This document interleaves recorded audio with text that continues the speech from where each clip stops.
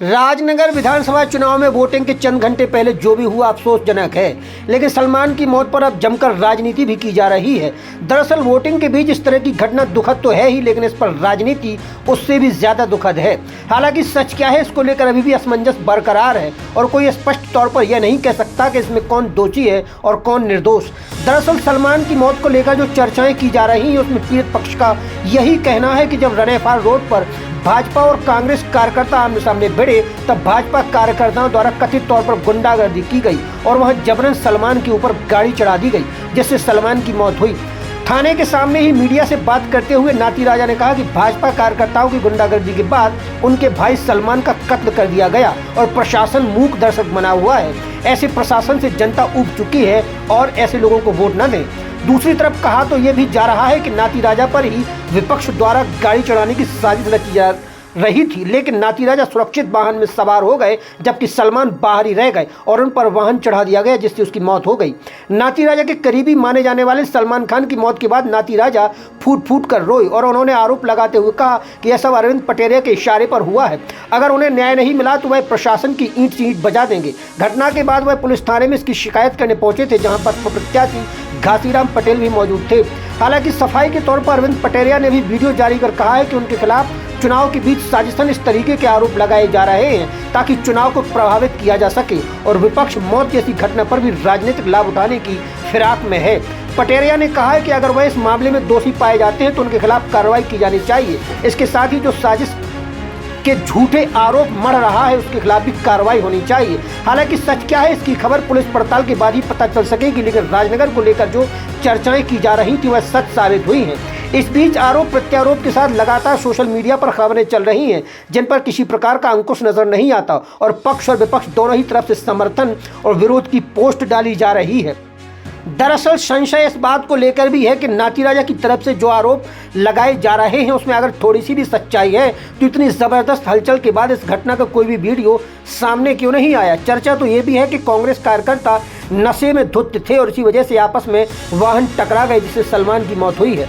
बहरहाल यह घटना आग की तरफ धीरे धीरे फैल रही है, पर इसका सच अभी भी रहस्य बना हुआ है। प्रशासन चुनाव कराने में व्यस्त है और आज शाम की वोटिंग के बाद ही मामले से पर्दा उठ सकेगा।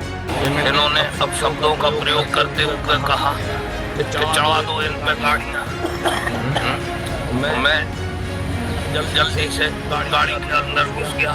सलमान बेचारा गाड़ी के अंदर नहीं आ पाया। मेरी जनता से अपील है कि हथियारों को वोट ना दे। मेरी जनता से राजनगर विधानसभा की जनता से अपील है।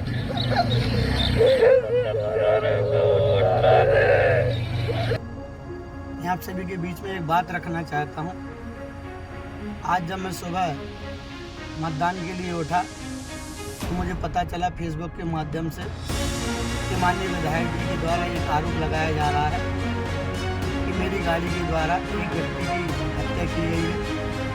मैं आप सभी को बता देना चाहता हूँ कि जिस प्रकार के विधायक जी के द्वारा गंदी राजनीति की जा रही है, यह मौत पर राजनीति कर रहे हैं, ये बहुत ही निंदनीय है। मैं उनसे यह कहना चाहता हूँ, जनता जनार्दन से भी यह अपील करना चाहता हूँ कि इस प्रकार की कोई अफवाह में ना पड़े कि हमेशा वोट की राजनीति करके आए। 20 साल हो गए, जनता जाग चुकी है।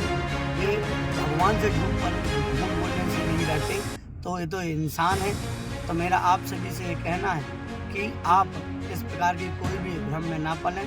यह मुझे बदनाम करने का षड्यंत्र है। ये मौत पर भी राजनीति करने से नहीं चूकते हैं।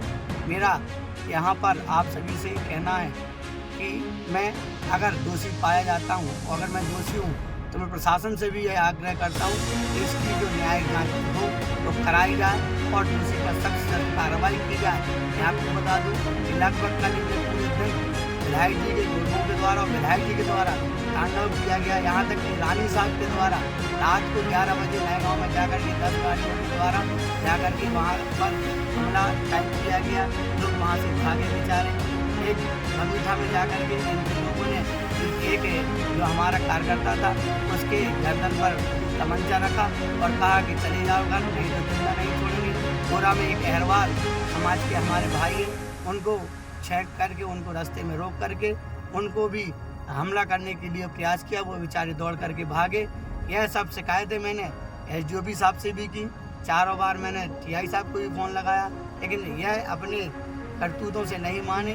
फिर लास्ट में मुझे ये पता चला है कि रनीफाल रोड पर जा रहे थे, नशे के धुत में सभी लोग भयानक नशे में थे, विधायक जी भी नशे में थे और इन्हों की गाड़ियाँ टकरा गई, मेरे व्यक्ति की मौत हो गई, जिसका जिम्मेदारी मुझे ठहरा रहे हैं। मैं फिर यही कहूँगा प्रशासन से कि अगर मैं दोषी पाया जाऊँ तो मुझे सज़ा दी जाए, नहीं तो अगर ये दोषी है तो इनको भी सज़ा दी जाए।